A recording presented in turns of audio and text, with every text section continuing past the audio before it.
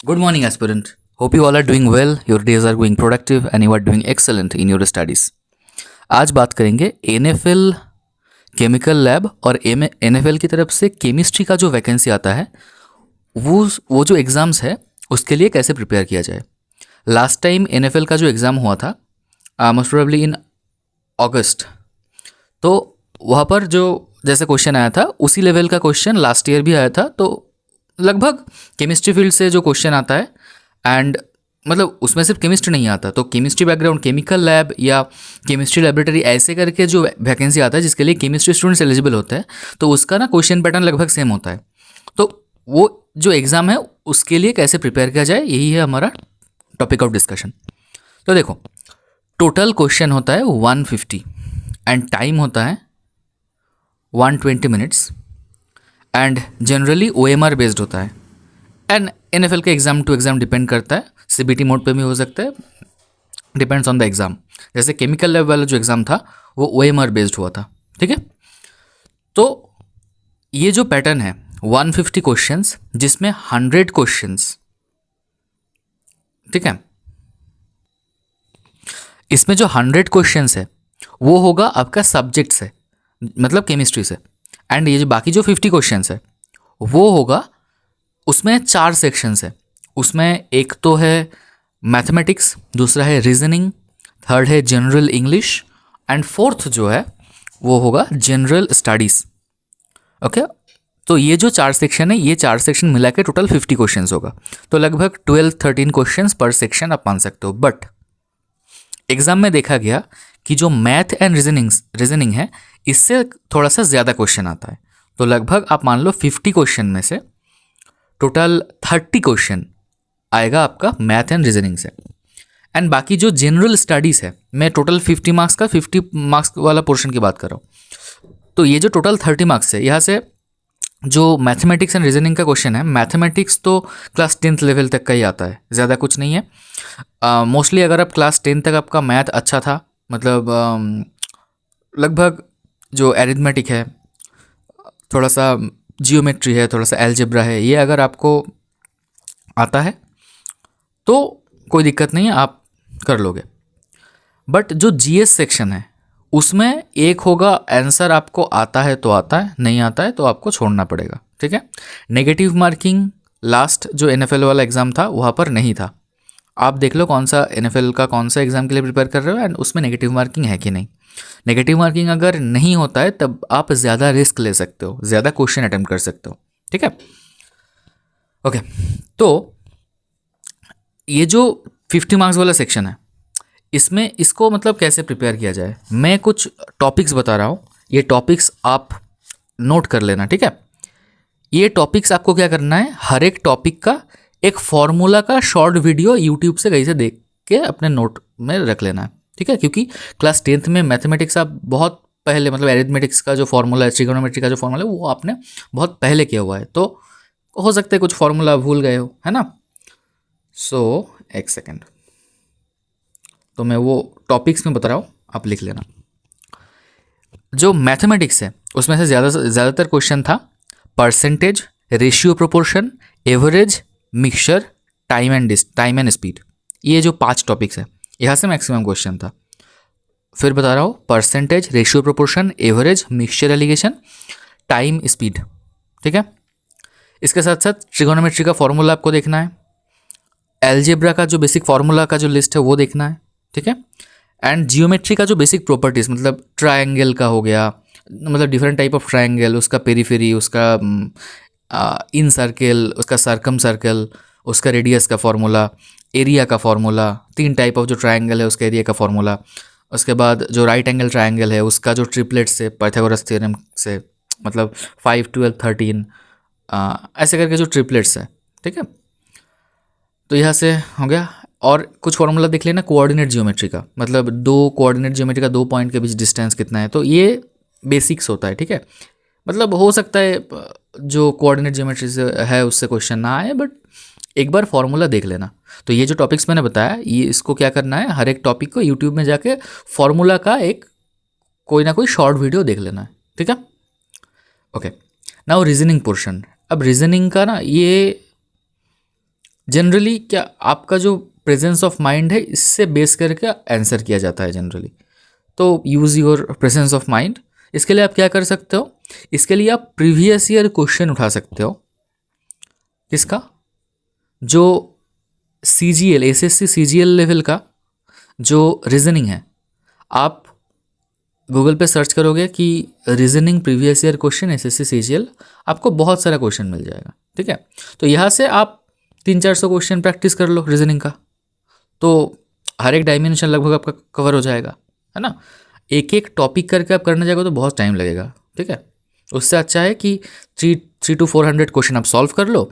जहाँ पर कॉन्सेप्ट आपको आता है तो ठीक है, नहीं आता है तो वो कॉन्सेप्ट वहाँ का सोल्यूशन देख लो, या यूट्यूब में जाके वो टॉपिक थोड़ा सा सर्च कर लो। जैसे कुछ ब्लड रिलेशन से सपोज क्वेश्चन आया, फॉर एग्जांपल ऐसा आया कि A B का ब्रदर इन लॉ है, B C का ये है, C D का वो है, तो A एंड D का रिलेशन क्या है।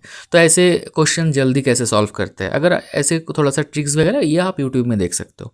But in general 300 to 400 question आप सॉल्व करोगे तो आपका एक डिसेंट स्पीड डेवलप हो जाएगा।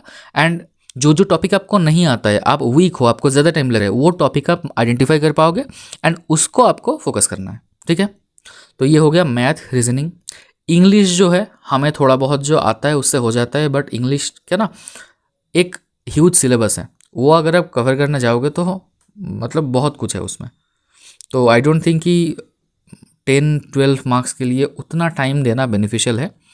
बट आपको अगर ठीक ठाक इंग्लिश आता है तो आप अलग से इंग्लिश पढ़ना मतलब स्किप कर सकते हो। इसके लिए भी आप देख सकते हो कि SSC CGL लेवल का इंग्लिश जो है 200-300 क्वेश्चन जो है आप सॉल्व करके देख सकते हो।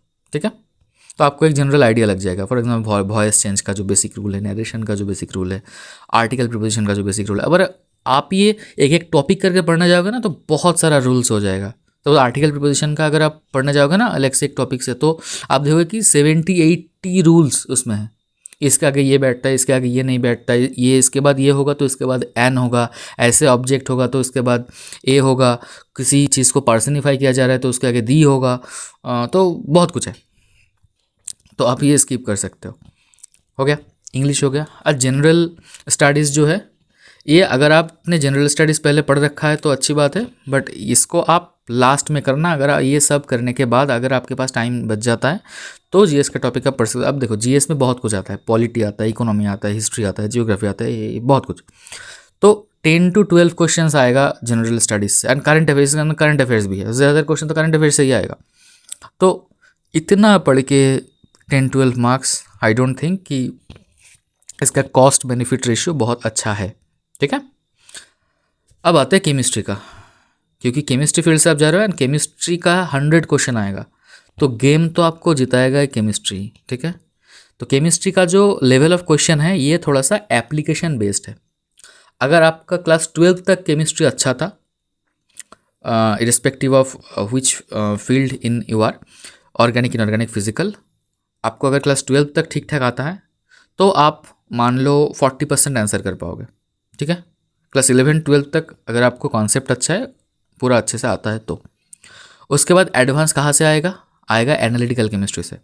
जो क्रोमेटोग्राफिक टेक्निक्स है वहाँ से क्वेश्चन आता है, मतलब जो एनालिटिकल टेक्निक्स है मोस्टली क्रोमेटोग्राफी और जो इंस्ट्रूमेंटेशन टेक्निक्स है यहाँ से आएगा।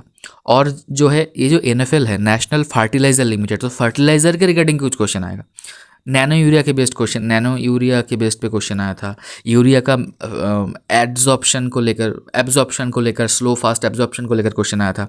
तो फर्टिलाइजर के बारे में भी थोड़ा सा आपको ऑनलाइन पढ़ना है। ठीक है, इन जनरल डिस्कशन पढ़ना है। ठीक है, सपोज आपने मान लिया कि मैं ये 2 दिन दूंगा फर्टिलाइजर को, तो 2 दिन इंटरनेट पे जितना भी इंफॉर्मेशन मिले वो सब एक नोटबुक का नोट करते जाओ, हो सकता है उससे आ जाए। ठीक है, या कॉन्सेप्ट तो डेवलप होगा ना। और ऐसे इंटरनेट पे सर्च करो कि fertiliser 10 facts about fertiliser, 10 most important fertiliser. अब हर एक फर्टिलाइजर का नाम देखो, इसका साइड इफेक्ट देखो, हाँ किससे क्या होता है, recent developments in fertiliser field ये देखो। ठीक है, फ्यूचर ऑफ इंडियन फर्टिलाइजर ऐसे करके सर्च करो, फर्टिलाइजर इन न्यूज़ ऐसे करके सर्च करो। तो गूगल पे जाकर सर्च करोगे तो वहाँ पर एक न्यूज़ पोर्टल मिलेगा, तो न्यूज़ पे जाके ना लास्ट 6 महीने में फर्टिलाइजर रिलेटेड जो भी न्यूज़ आया है वो एक बार पढ़ लो, उसमें कुछ इंपॉर्टेंट इन्फॉर्मेशन है तो वो नोट डाउन कर लो। ऐसे किया जाता है प्रिपरेशन। ठीक है, इन्फॉर्मेशन ऐसे कलेक्ट किया जाता है। ठीक है, अब ये हो गया। तो केमिस्ट्री में 11-12 तक का ग्रिप बहुत अच्छा बनाना पड़ेगा। उसके बाद एनालिटिकल टेक्निक्स पढ़ना पड़ेगा। उसमें क्या, जो बेसिक हम ग्रेजुएशन में पढ़ते हैं वो, ठीक है, एंड उसमें थोड़ा सा ज़्यादा फोकस करना चाहिए आपको क्रोमेटोग्राफी में, different type of chromatographic technique. ये जो गैस क्रोमेटोग्राफी में मोबाइल फेस क्या होता है, लिक्विड स्टैटिक फेस क्या होता है, इसमें सॉल्वेंट कौन सा सॉल्वेंट होता है, पोलर या मतलब कौन सा क्रोमेटोग्राफिक टेक्निक का प्रिंसिपल क्या है, ऐसे करके 4 ऑप्शन आएगा कि which of the solid solvent interaction is the principle of which chromatography. उसके बाद 2 कंपाउंड दे देगा, इसको कौन सा क्रोमेटोग्राफी से सेपरेट कर सकते हैं। ठीक है, तो ऐसे आएगा। ठीक है, तो ओवरऑल अगर हम कंक्लूड करें तो 50 मार्क्स का जो पोर्शन है, 50 मार्क्स का जो पोर्शन है, 50 मार्क्स का जो पोर्शन है, यहाँ पर आपको क्या करना चाहिए, वहाँ पर आपको जो मैथ है वो जो टॉपिक्स मैंने बताया वो पढ़ना है, रीजनिंग का 300 to 400 क्वेश्चन प्रैक्टिस करना है, इंग्लिश का भी 200 to 300 क्वेश्चन प्रैक्टिस करना है, एंड केमिस्ट्री का स्कोर आपको मैक्सिमाइज करना है। ठीक है, केमिस्ट्री का कोई भी प्रैक्टिस बुक हो तो वहाँ से क्वेश्चन लगाना स्टार्ट करो। एग्ज़ाम अगर 2 महीने बाद है तो अभी से डेली 50 क्वेश्चन करके प्रैक्टिस करना स्टार्ट करो। ठीक है, केमिस्ट्री का एक एक टॉपिक उठाओ, एक एक चैप्टर उठाओ, एंड डेली मान लो कि ये चैप्टर मुझे आज कंप्लीट करना है, यहाँ का 50 क्वेश्चन आज सॉल्व करना है, तो एक टॉपिक पढ़ो, अच्छे से पढ़ो, ग्रेजुएशन लेवल तक पढ़ो, and 50 question IIT jam level का प्रैक्टिस करके जाओ। ठीक है, आपका स्कोर बहुत अच्छा होगा। एंड टाइम याद रखना, टाइम बहुत इंपॉर्टेंट है कि 150 क्वेश्चन, ऐसा ना हो कि 150 क्वेश्चन तक आप जा ही नहीं पाए। 120 मिनट में 150 क्वेश्चन, दैट्स अ लॉट। और उसके बाद आपको अगर नेगेटिव मार्किंग है तब तो और भी दिक्कत है ना।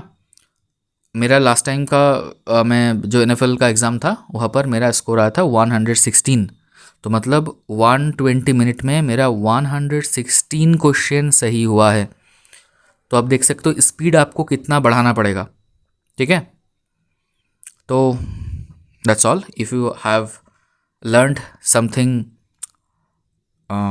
important, or if you think that this video helped you, let us know in the comment section. तब तक के लिए थैंक यू सो मच। जय श्री कृष्णा, राधे राधे।